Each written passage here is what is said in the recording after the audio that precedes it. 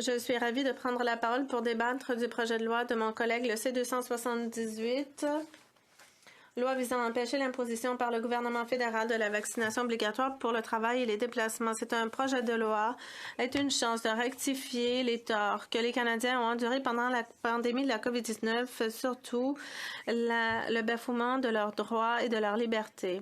Le projet de loi modifie la loi sur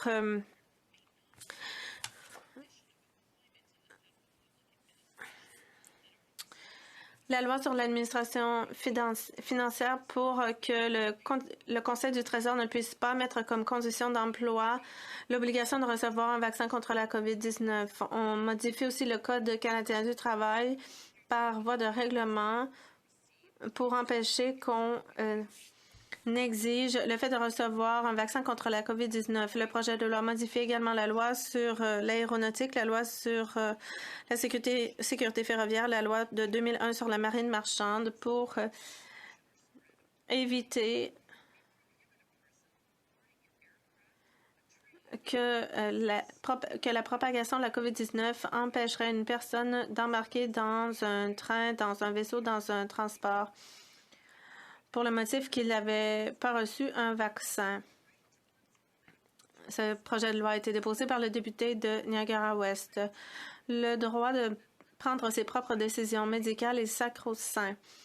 La pandémie de la COVID-19 a présenté des défis sans pareil pour le quotidien des Canadiens et le gouvernement a pris des décisions qui ont eu des effets négatifs pour des milliers de Canadiens partout au pays. La pandémie a été un moment qui a fait peur à beaucoup de gens, mais plutôt que de travailler ensemble dans la compréhension et de la compassion, le discours du gouvernement libéral tendait à diaboliser les adversaires.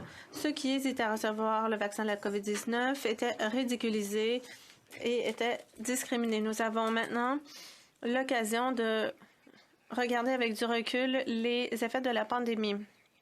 La façon dont le gouvernement a obligé l'utilisation du vaccin dans certains secteurs ne doit pas être répétée. Je parle ici de l'exigence du vaccin pour un emploi ou pour voyager. Les vaccins ne peuvent pas empêcher la propagation de la COVID-19 et donc les restrictions graves imposées aux Canadiens non vaccinés étaient impensables. En août 2021, le gouvernement libéral a obligé la vaccination contre la COVID-19 pour tous les fonctionnaires fédéraux, les employés dans les transports sous réglementation fédérale et pour les passagers dans les compagnies aériennes et dans les trains, dans les bateaux de croisière. Plus d'1 235 000 employés ont été assujettis à cette obligation, plus de 8 des travailleurs au Canada. Ceux qui n'ont pas pu recevoir le vaccin ou qui l'ont refusé n'ont pas reçu d'exemption et ont été soit congédiés ou mis à pied. Des milliers de Canadiens n'ont pas pu profiter de leur liberté de mobilité. 6 millions de Canadiens qui n'étaient pas vaccinés étaient coincés dans leur propre pays. Bon, bien sûr, au début de la pandémie, pendant les 3 premières semaines, on ne savait pas de quoi il s'agissait, si c'était grave, on se demandait ce qu'il fallait faire, mais après 3 ans, alors qu'il était clair que les gens qui étaient complètement vaccinés, comme moi-même, que ces gens pouvaient obtenir la COVID, tout comme les non-vaccinés, que des députés qui ont eu la COVID, eux pouvaient prendre des vols ou un train, mais les non-vaccinés ne pouvaient pas aller nulle part. C'est de la discrimination. Des milliers de Canadiens n'ont pas pu voir leurs proches de l'autre côté de la frontière. Et mon bureau était dans une circonscription proche de la frontière, donc j'ai pu le témoigner, en être témoin plutôt. Les proches n'ont pas pu dire au revoir à leurs parents mourants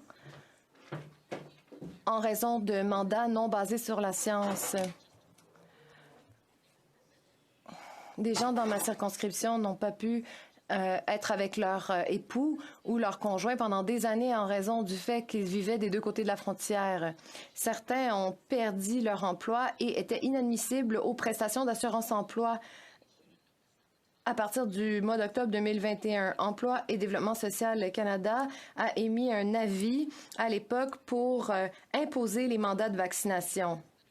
Selon la presse canadienne, le ministère avait dit que si un employé ne va pas au travail ou est suspendu ou licencié car il ne s'est pas fait vacciner, l'employeur devrait indiquer que l'employé a démissionné ou qu'ils sont partis sans solde ou ont été licenciés, ce qui pourrait les disqualifier de l'assurance-emploi. Donc, le fait que le gouvernement ait donné l'instruction aux employeurs de refuser aux Canadiens des prestations gouvernementales pour lesquelles ils avaient versé des cotisations était inacceptable.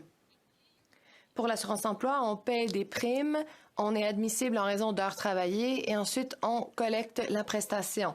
Mais lorsque ce gouvernement donnait des chèques de CPU de 2 000 $ par mois, ils empêchaient certaines personnes ayant perdu leurs emplois en raison de leur décision de ne pas se faire vacciner d'obtenir de l'aide financière. De plus, il y a un an, en juin, le gouvernement a refusé de rembourser les employés qui avaient perdu leur emploi en raison des mandats à l'époque. Le National Post de l'époque indiquait que le gouvernement dit qu'il ne remboursera pas les salaires aux fonctionnaires fédéraux qui ont été suspendus depuis octobre en raison du mandat de vaccination de la COVID-19. Et le mandat avait été levé à l'époque, et ceci après des mois d'appels pour que le gouvernement renverse son mandat.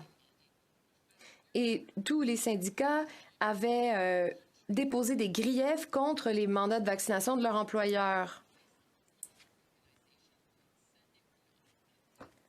L'OMS a dit que ces mandats n'étaient pas efficaces et cela a pris beaucoup de temps au gouvernement pour éliminer ces mandats après que tout cet tort ait été commis.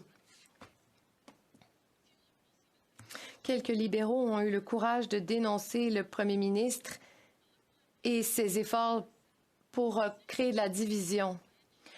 Une décision avait été prise pour diviser et stigmatiser. Le député libéral Louis Hébert avait aussi dit qu'il craignait la politisation des risques posés par la pandémie et il s'inquiétait que cela minait la confiance du public envers nos institutions de santé publique.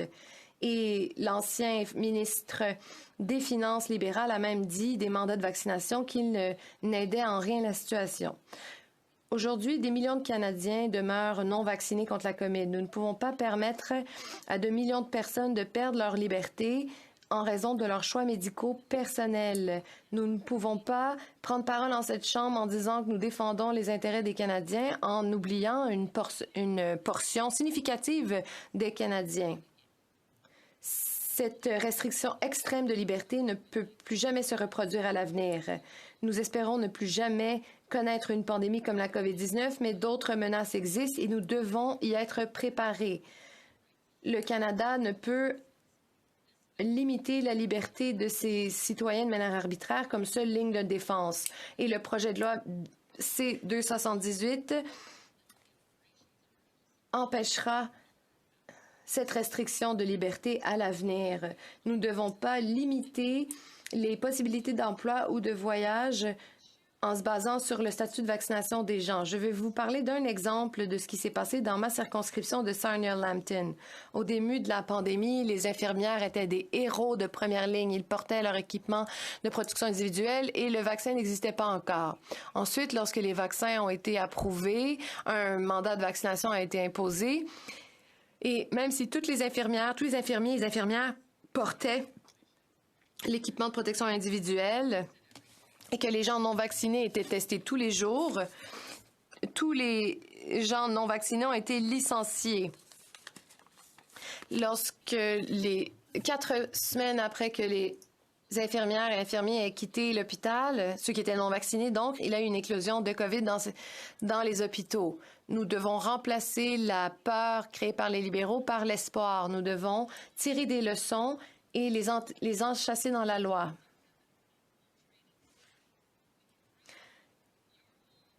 Nous pouvons ramener tout ça à la maison.